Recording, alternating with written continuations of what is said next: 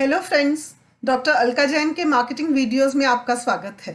आज के वीडियो में हम चर्चा करेंगे पर्सनल सेलिंग की, जो आज हमारे आसपास हर तरफ फैली हुई है।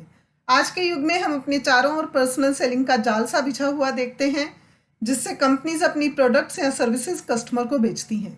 हम यह चर्चा शुरू करें इससे पहले आप प्लीज़ इस वीडियो को लाइक और शेयर करें। साथ ही हमारे चैनल को सब्सक्राइब भी करें ताकि आप मेरे फ्यूचर वीडियो लेक्चर्स को मिस ना करें। यह वीडियो न सिर्फ मैनेजमेंट छात्रों के लिए उपयोगी है, बल्कि उन सेल्स एग्जीक्यूटिव्स के लिए भी यूजफुल है जो अपने पर्सनल सेलिंग टारगेट्स अचीव नहीं कर पाते। उनके लिए यह वीडियो एक गाइड का काम करेगा और सेल्स टारगेट मीट करने में उनकी सहायता करेगा। पर्सनल सेलिंग पर चर्चा करते हुए हम इन टॉपिक्स को कवर करेंगे। Definition and nature of personal selling, यानी पर्सनल सेलिंग की परिभाषा क्या है और इसकी नेचर क्या है। ऑब्जेक्टिव्स ऑफ पर्सनल सेलिंग, यानी पर्सनल सेलिंग के उद्देश्य क्या हैं। सेलिंग और सेल्समैनशिप में क्या अंतर है। पर्सनल सेलिंग की प्रक्रिया को हम समझेंगे।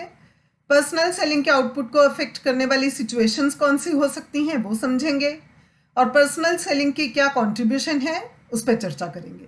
आज के उपभोक्तावाद के युग में इंसानी जिंदगी प्रोडक्ट्स और सर्विसेज के बिना असंभव ही प्रतीत होती है। वह प्रक्रिया जो इन प्रोडक्ट्स और सर्विसेज को मानव को उपलब्ध करवाती है वह है सेलिंग प्रोसेस।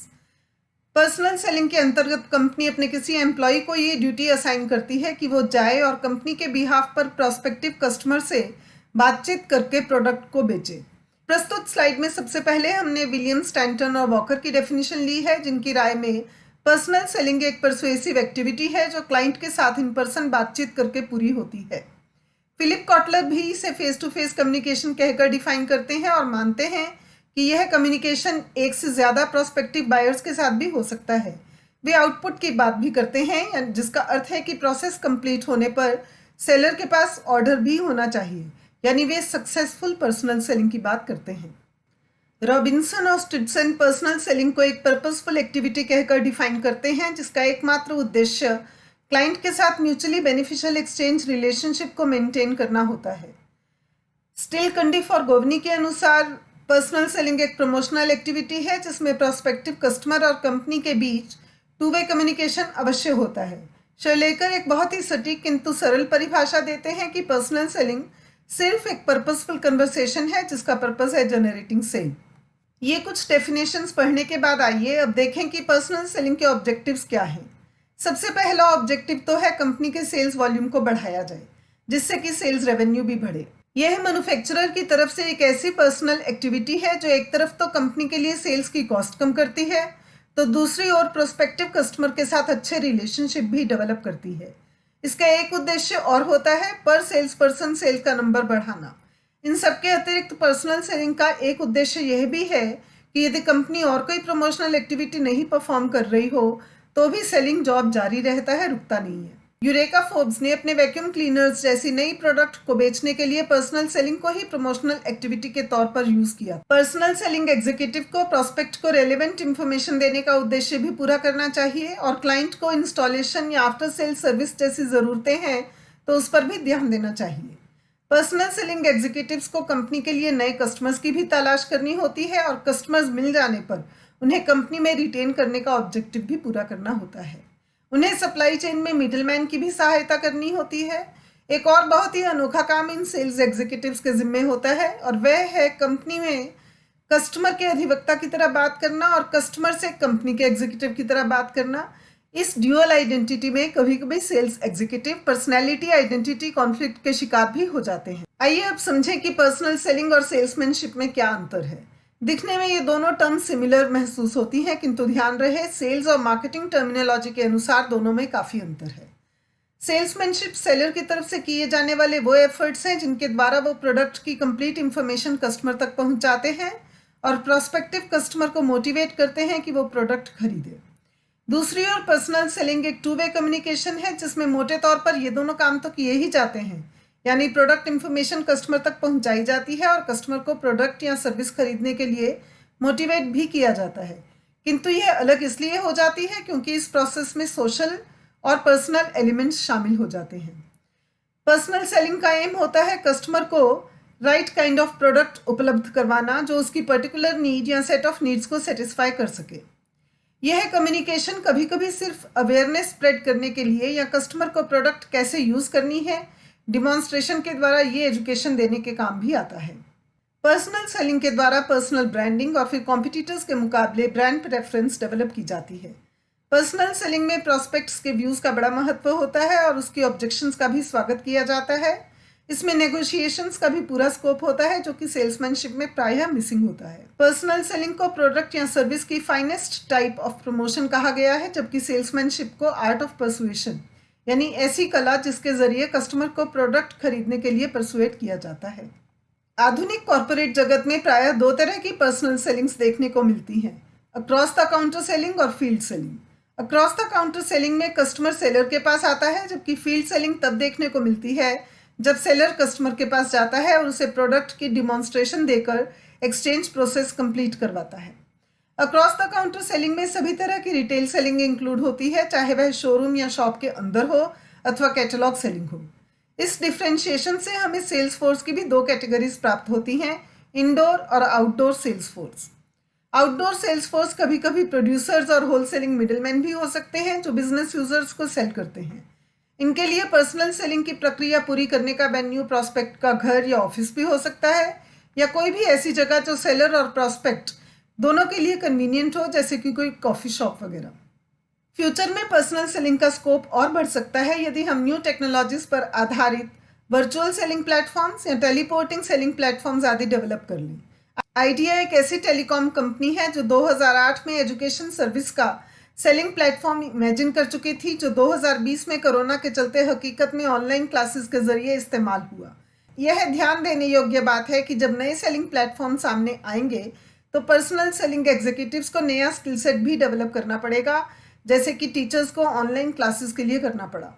जैसा कि पहले कहा है कि ये सेलर और प्रोस्पेक्टिव कस्टमर जिसे कि उसने इस कम्युनिकेशन के लिए क्वालिफाई कर लिया है, उन दोनों के बीच एक टू वे कम्युनिकेशन है। ये सिर्फ एक प्रमोशनल एक्टिविटी नहीं है, बल्कि इसे finest form of promotional activity कह के समझाया गया है, क्योंकि यह किसी भी और प्रमोशनल एक्टिविटी से ज़्यादा फ्लेक्सिबल है, क्योंकि इसमें इंडिविजुअल और सोशल एलिमेंट्स भी होते हैं।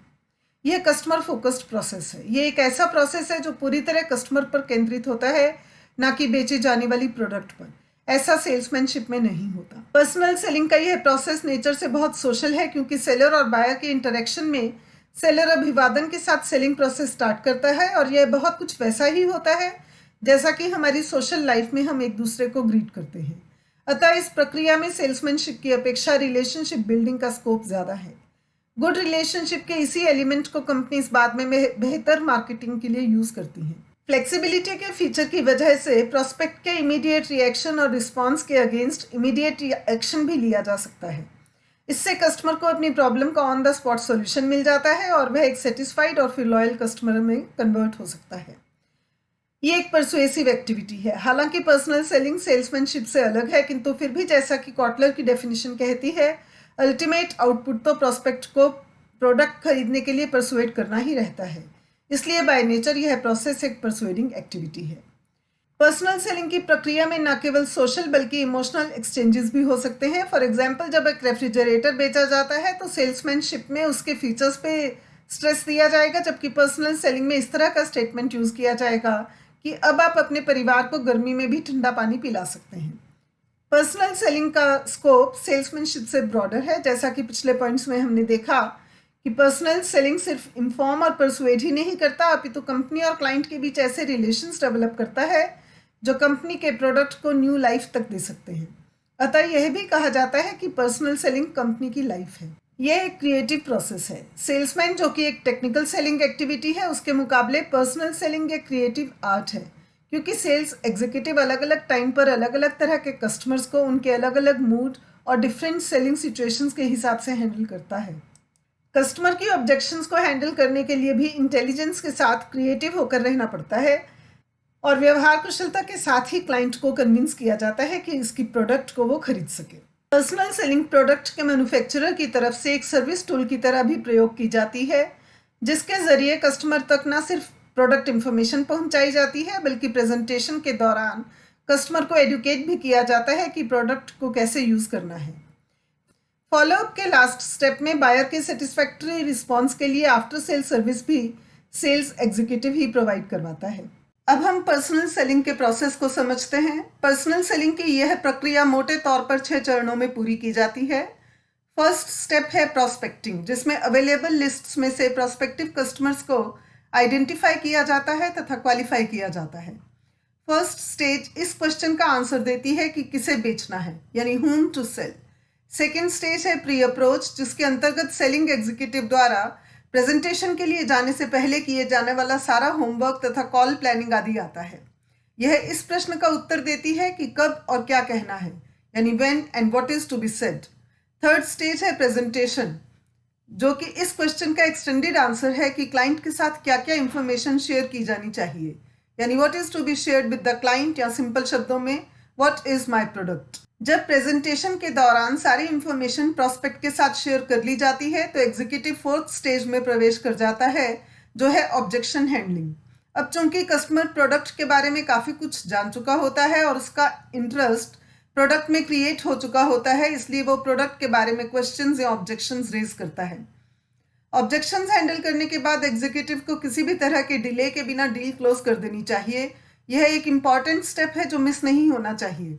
एक बार डील क्लोज हुई और एक्सचेंज प्रोसेस पूरा हो गया तो भी सेल्स पर्सन का काम पूरा नहीं होता।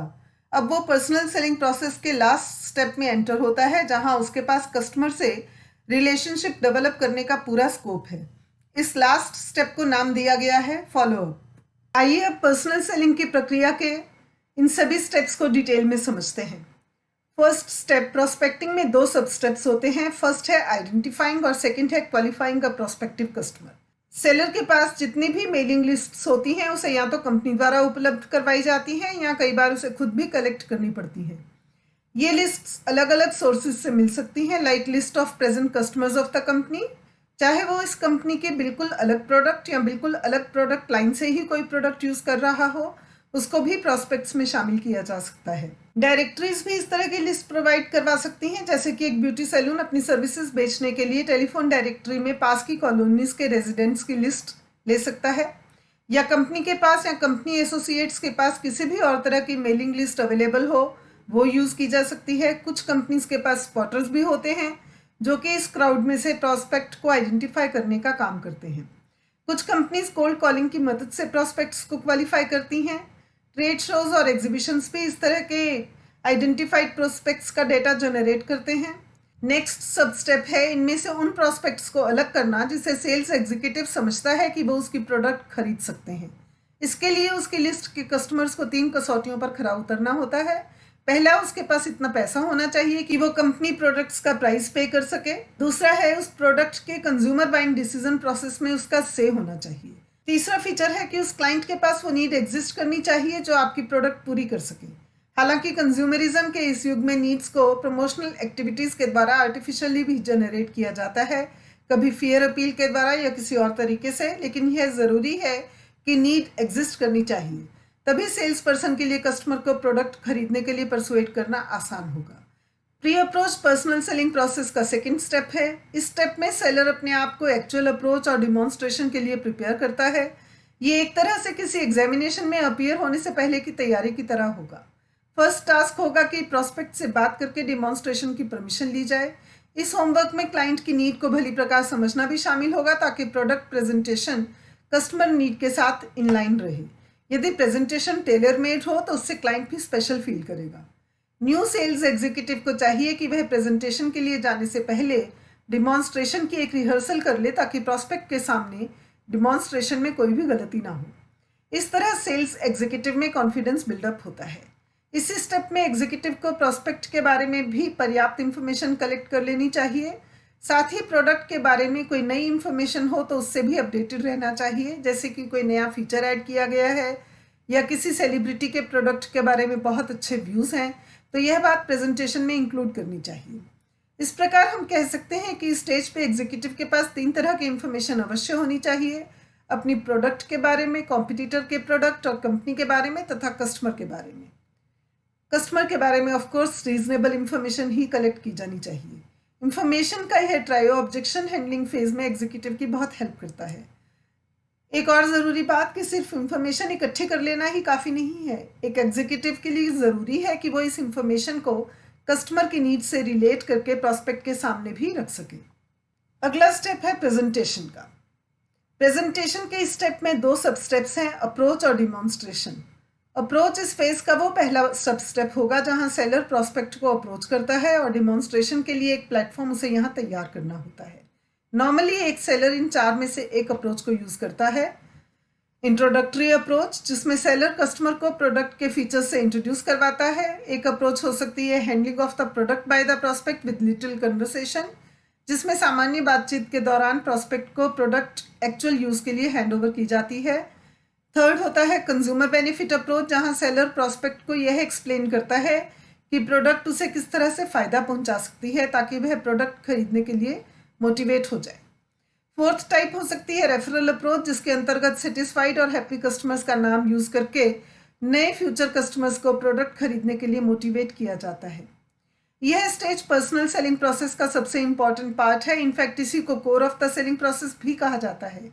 इसीलिए फ्रेश एग्जीक्यूटिव्स को डिमॉन्स्ट्रेशन की रिहर्सल की सलाह दी जाती है ताकि इस इंपॉर्टेंट स्टेज पे उनसे कोई गलती ना हो जाए। कुछ सेल्स पर्सन बायर को प्रोडक्ट का हैंड्स ऑन एक्सपीरियंस देना पसंद करते हैं। एक स्ट्रॉन्ग प्रेजेंटेशन एक स्ट्रॉन्ग परसुएडिंग टूल की तरह भी काम करती है। प्रेजेंटेशन के कुछ कॉमन बेसिक्स जैसे क्लियर कम्युनिकेशन और कस्टमर को फोकस्ड रखना आदि, इन सब पर भी एग्जीक्यूटिव की अच्छी पकड़ होनी चाहिए। ये सेल्स प्रेजेंटेशंस पूरी तरह ऑटोमेटेड, सेमी ऑटोमेटेड या फिर मेमोराइज्ड भी हो सकती हैं। कई सेल्स एग्जीक्यूटिव ऑर्गेनाइज्ड प्रेजेंटेशन देना पसंद करते हैं, तो कईयों को अनस्ट्रक्चर्ड प्रेजेंटेशन देना बेहतर लगता है। नेक्स्ट स्टेज है ऑब्जेक्शन हैंडलिंग। जब प्रॉस्पेक्ट को प्रोडक्ट फीचर्स और बेनिफिट्स बता दिए जाते हैं, तब सेल्स पर्सन को प्रॉस्पेक्ट के रिस्पॉन्स और रिएक्शन का वेट करना चाहिए। यदि कस्टमर से सेटिस्फाइड और हैप्पी रिस्पॉन्स मिलता है तो ऑब्जेक्शन हैंडलिंग की फेज को स्किप करके सीधा डील क्लोज करने की कोशिश की जानी चाहिए। किंतु यदि कस्टमर की तरफ से सेल्स रेजिस्टेंस ऑब्जेक्शंस की फॉर्म में आता है तो उन ऑब्जेक्शंस को वाइजली हैंडल करना सेलर को आना चाहिए। हाँ, यहाँ ऑनेस्ट अप्रोच हमेशा सेल्स पर्सन की हेल्प करती है। ये ऑब्जेक्शंस ओपन या हिडन दोनों तरह की हो सकती हैं। ओपन ऑब्जेक्शंस को हैंडल करना एग्जीक्यूटिव के लिए अपेक्षाकृत आसान होता है, किंतु हिडन ऑब्जेक्शंस को पहले आइडेंटिफाई और एक्सप्लोर करना ज़रूरी होता है। कभी कभी सेल्स पर्सन को फोनी ऑब्जेक्शंस भी फेस करनी पड़ सकती हैं। ऐसे में यही बेस्ट प्रैक्टिस होती है कि कस्टमर को कन्वर्सेशन में बिजी रख के उसके फीडबैक को और गहराई से समझा जाए कि उसकी असल ऑब्जेक्शन है क्या, ताकि उसका आंसर दिया जा सके। कॉमनली फेस की जाने वाली ऑब्जेक्शंस प्राइस या फिर प्रोडक्ट क्वालिटी आदि को लेकर हो सकती हैं, और यदि एग्जीक्यूटिव के पास कंप्लीट इंफॉर्मेशन है तो उसे इन ऑब्जेक्शंस को हैंडल करने में ज़्यादा परेशानी नहीं आती। क्लोजिंग द डील, ये सबसे अधिक ध्यान देने योग्य स्टेज है। यहाँ पर ज़रा सी भी लापरवाही पिछले सभी फेजेस में की गई मेहनत पर पानी फेर सकती है। ऑब्जेक्शन हैंडलिंग में कस्टमर को सेटिस्फैक्ट्री रिप्लाई देने के बाद डील क्लोज करने में एग्जीक्यूटिव को तनिक भी देरी नहीं करनी चाहिए, अन्यथा सेल हाथ से निकल भी सकती है। एक बार पर्सनल सेलिंग पर कॉर्पोरेट ट्रेनिंग के दौरान मेरे सेशंस में एक एग्जीक्यूटिव ने अपने एक्सपीरियंस शेयर किया कि उसे अपनी सर्विसेज की प्रॉस्पेक्ट को बहुत ही बढ़िया प्रेजेंटेशन दे चुका था, लेकिन वो वहीं डील क्लोज करके नहीं आया और सबके कॉन्ग्रेचुलेशंस लिए और गेट से बाहर आ गया। उसने ये अज्यूम कर लिया कि अब कस्टमर कॉल करेगा, लेकिन ऐसा कभी नहीं हुआ और वो सेल उसको कभी मिली नहीं, सिर्फ इसलिए कि उसे ये नहीं पता था कि डील को अभी क्लोज करना बहुत ही ज़रूरी है।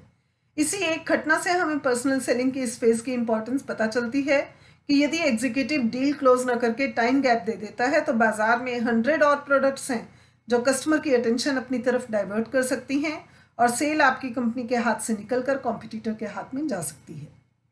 पर्सनल सेलिंग की अभी तक की प्रक्रिया के दौरान प्रॉस्पेक्ट से अपनी इंटरेक्शन के बेस पर सेल्स एग्जीक्यूटिव इस फेज में कई तरह की क्लोजिंग टेक्निक्स का प्रयोग कर सकते हैं। यदि कस्टमर प्राइस को लेकर सेंसिटिव है तो फ्री गिफ्ट क्लोजिंग टेक्निक काम में ली जा सकती है। यदि प्रोडक्ट बहुत महंगी है तो लोन या किसी तरह की फाइनेंशियल असिस्टेंस के द्वारा ऑफर के साथ डील क्लोज की जा सकती है। फ्री इंस्टॉलेशन की टेक्निकल हेल्प के द्वारा भी डील क्लोज की जाती है। For example, higher studies institutions में एडमिशन डेस्क के पास ही बैंक्स के स्टॉल भी लगे होते हैं ताकि काउंसलर को ऑब्जेक्शन हैंडलिंग के बाद डील क्लोज करने में बिल्कुल भी टाइम न लगे। इसे एक्शन क्लोज टेक्निक कहा जाता है। यहाँ अपनी प्रोडक्ट की कस्टमर वैल्यू को रीएम्फेसाइज करना भी एग्जीक्यूटिव के लिए फ़ायदेमंद साबित होता है। डायरेक्ट क्लोजिंग टेक्निक में एग्जीक्यूटिव को कस्टमर से सीधे क्वेश्चंस पूछ लेने चाहिए। फॉर एग्जाम्पल, एक टी शर्ट सेलर सिंपली ये पूछ सकता है, सर ये साइज़ आपके लिए एकदम फिट है, कौन सा कलर पैक कर दूँ। ऐसे क्वेश्चंस के आमतौर पर रिप्लाईज येस में ही मिलते हैं, क्योंकि बायर के पास ना करने का कोई रास्ता ही नहीं रहता। किसी भी टेक्निक का यूज करके डील क्लोज करनी चाहिए ताकि एक्सचेंज प्रोसेस को कंप्लीट किया जा सके। जब एक्सचेंज प्रोसेस कंप्लीट हो जाए और ओनरशिप ट्रांसफर कंपनी से कस्टमर को मिल जाए, तो भी सेल्स एग्जीक्यूटिव का काम खत्म नहीं होता। यह समय होता है रिलेशनशिप बिल्डिंग का, और यह इंश्योर करने का कि इस कस्टमर से भी रिपीट सेल्स मिले। फॉलोअप एक इम्पॉर्टेंट पोस्ट सेल्स एक्टिविटी है। कस्टमर को लेटर, ग्रीटिंग आदि भेजकर या पर्सनली मिलकर रिलेशनशिप डेवलप किए जाते हैं। फीडबैक फॉर्म्स, नोट्स के द्वारा भी कस्टमर को यह फील दिया जाता है कि कंपनी केयर्स फॉर हिम। कई एग्जीक्यूटिव्स फोन कॉल के द्वारा भी कस्टमर के टच में रहते हैं। यह सही समय होता है कि कस्टमर को यह एहसास करवाया जाए कि उसने जो प्रोडक्ट खरीदी है वह उसके लिए वाकई वैल्यूएबल है, और साथ ही कस्टमर को यह भी नहीं लगता है कि सेल के बाद कंपनी उसे नेग्लेक्ट कर रही है। फॉलोअप स्टेज में कस्टमर की कंप्लेंट्स को टाइमली अटेंड किया जाना भी इंक्लूडेड होता है। कस्टमर के साथ इन टच रहने से कस्टमर की कंपनी के लिए लॉयल्टी भी इंक्रीज हो जाती है। यह सही कहा गया है कि एक सक्सेसफुल सेल्स पर्सन को कभी भी कस्टमर को अपनी सर्विस देनी बंद नहीं करनी चाहिए। अब हम देखेंगे कि सेल्स एग्जीक्यूटिव के लिए किस किस तरह की अलग अलग पर्सनल सेलिंग सिचुएशंस हो सकती हैं, जो कि सेलिंग प्रोसेस के आउटपुट यानी सेल्स और रिपीट सेल्स को अफेक्ट कर सकती हैं। ऐसी सिचुएशंस आमतौर पर 4 तरह की सोर्सेज से आ सकती हैं: प्रोडक्ट की ओर से, कंपनी की ओर से, कस्टमर की ओर से या मार्केट की ओर से। प्रोडक्ट की बात करें तो प्रोडक्ट का बहुत एक्सपेंसिव या बहुत लो कॉस्ट होना दो एक्सट्रीम सेलिंग सिचुएशंस हैं, और इनके बीच में अनेकों तरह की डिफरेंट सिचुएशंस हो सकती हैं। फॉर एग्जाम्पल, एक टीवी बेचना या एक टूथब्रश बेचना। प्रोडक्ट का डिफरेंट होना ही सेलिंग सिचुएशन को डिफरेंट बना देता है, या फिर कोई प्रोडक्ट पीएलसी के किस फेज में है, ये भी अलग अलग तरह की सेलिंग सिचुएशंस को क्रिएट करता है। यदि आपकी प्रोडक्ट पीएलसी के इंट्रोडक्शन फेज में है तो अधिकतर इंट्रोडक्टरी अप्रोच काम करती है, और मैच्योरिटी फेज में स्ट्रॉन्ग ऑब्जेक्शन हैंडलिंग, और डिक्लाइन में परसुएडिंग अप्रोच। कभी कभी प्रोडक्ट कंज्यूमर की स्पेसिफिक नीड्स के साथ भी मैच करना होता है, अतः सेलिंग प्रोसेस को अकॉर्डिंगली मोल्ड किया जाना चाहिए। फॉर एग्जाम्पल, ब्राइडल ड्रेस या ब्राइडल मेकअप जैसी प्रोडक्ट या सर्विस बेचते हुए कस्टमर की अप्रोच बिल्कुल डिफरेंट भी हो सकती है। फिर कुछ प्रोडक्ट्स ऐसी भी हैं जिन्हें आफ्टर सेल सर्विस की ज़रूरत रहती है, और तब फॉलोअप फेज की इंपॉर्टेंस और भी बढ़ जाती है। ब्रांड लॉयल्टी भी पर्सनल सेलिंग प्रोसेस को अफेक्ट करती है। यदि कस्टमर आपके ब्रांड के लिए लॉयल है तो रिलेशनशिप अप्रोच वर्क करती है, और अगर ब्रांड लॉयल्टी पुअर है तो इंट्रोडक्टरी अप्रोच बेहतर रहेगी, जिसमें बहुत स्ट्रॉन्ग डिमॉन्स्ट्रेशन होना चाहिए। मार्केटिंग सिचुएशंस 3 तरह की हो सकती हैं। पहली, जब बायर्स कम हो पर प्रोडक्ट वैल्यू हाई हो। दूसरी, जब बायर्स बहुत सारे हों पर प्रोडक्ट की वैल्यू कम हो। तीसरी तरह की सिचुएशन तब होती है जब बायर की टाइप देखी जाती है कि वह इंडिविजुअल मार्केट से है या ऑर्गेनाइजेशनल मार्केट से है। उसके हिसाब से ही personal selling process accordingly change होगा। कई सिचुएशंस ऐसी भी हो सकती हैं जिसमें कोई मिडिल मैन ना हो, या कंपनी इनडायरेक्ट मार्केटिंग यूज कर रही हो और सेल्स पर्सन को ही एंटायर सेलिंग करनी पड़े। नेक्स्ट है कंपनी स्पेसिफिक सिचुएशन, कि कंपनी एडवर्टाइजिंग पर कितना खर्च कर रही है। यदि एडवर्टाइजिंग बजट कम है तो सेलर को प्रमोशन का भी काम करना पड़ेगा। कंपनी के पास कितनी प्रोडक्ट्स हैं या कितनी प्रोडक्ट लाइंस हैं, या कंपनी के पास कितना सेल्स फोर्स है, इससे भी personal selling situation entirely different हो जाती है। फोर्थ है कंज्यूमर स्पेसिफिक सिचुएशन, जिससे प्रोडक्ट की तरफ कंज्यूमर का बिहेवियर बदल जाता है। कुछ कस्टमर्स को अपनी प्रॉब्लम्स का इमीडिएट सॉल्यूशन चाहिए और वे इम्पेशेंट बिहेवियर भी शो करते हैं। कुछ कस्टमर्स को कंपैरेटिवली ज़्यादा परसुएशन की ज़रूरत होती है। चूंकि हर कंज्यूमर दूसरे से अलग होता है, इसलिए सेल्स एग्जीक्यूटिव को हर प्रेजेंटेशन में यूनिक सिचुएशन मिलती है। पर्सनल सेलिंग के प्रोज एंड कॉन्स क्या हैं? पर्सनल सेलिंग स्वयं एक प्रमोशनल एक्टिविटी का काम करती है। यह टारगेट पॉपुलेशन में प्रोडक्ट के लिए अवेयरनेस फैलाती है, तब भी जब कोई और प्रमोशनल एक्टिविटी ना हो रही हो।